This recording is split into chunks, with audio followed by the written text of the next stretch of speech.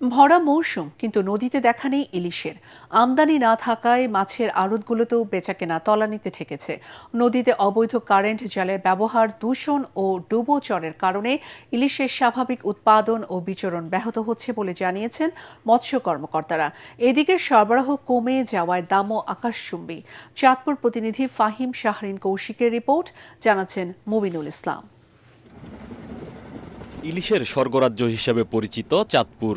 প্রতিবছর হাজার হাজার মন ইলিশ ধরা পড়ে চাঁদপুরের মেঘনা নদীতে। তবে চলতি বছর ভরা মৌসুমেও জালে ধরা পড়ছে না কাঙ্ক্ষিত ইলিশ। ইলিশের অন্যতম বৃহৎ পাইকারি বাজার চাঁদপুর বড় স্টেশন মাছঘাটেও নেই আগের সেই ব্যস্ততা। যখন ডিমের অভিযানটা আসে তখন যদি প্রশাসন একটু ভালোভাবে নজর দেয়, সরকার নজর দেয়, যে ডিমওয়ালা মাছটা তখন ধরতে পারবেন না, অভিযানটা খুব কড়াকড়ি ভাবে হবে। অবাধে জাটকা নিধনের কারণেই আপনার এখন বড় নদীতে কোনো বড় মাছ পাওয়া যাচ্ছে না। সরবরাহ কমে আসায় লাফিয়ে লাফিয়ে বাড়ছে দাম। এতে সাধারণ মানুষের নাগালের বাইরে চলে গেছে জাতীয় মাছ ইলিশ। টাঙ্গাইল থেকে মাছ কেনার জন্য চাঁদপুরে, কিন্তু এখানে এসে দেখি যে ইলিশের দাম অনেক চড়া। আমাদের ওখানেই এই ইলিশ অনেক কমে পাওয়া যায়। এদিকে ইলিশ সংরক্ষণে সরকারের নানামুখী উদ্যোগ চলমান থাকলেও উৎপাদন কমে আসার কারণ অনুসন্ধানে বিশেষজ্ঞ দল কাজ করছে বলে জানান উপজেলা মৎস্য কর্মকর্তা।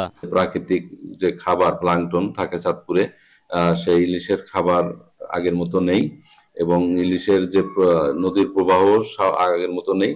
সেজন্য ডুবোচর গুলো কেটে দিতে হবে, নদী খনন এবং পরিবেশ দূষণের কারণগুলো চিহ্নিত করে আমাদের নির্মূল করতে হবে। ভরা মৌসুমেও ইলিশের এই সংকট নিয়ে উদ্বেগ বাড়ছে জেলে, ব্যবসায়ী ও ক্রেতাদের মাঝে।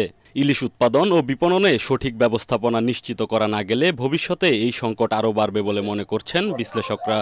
Bureau report, ATN Bangla.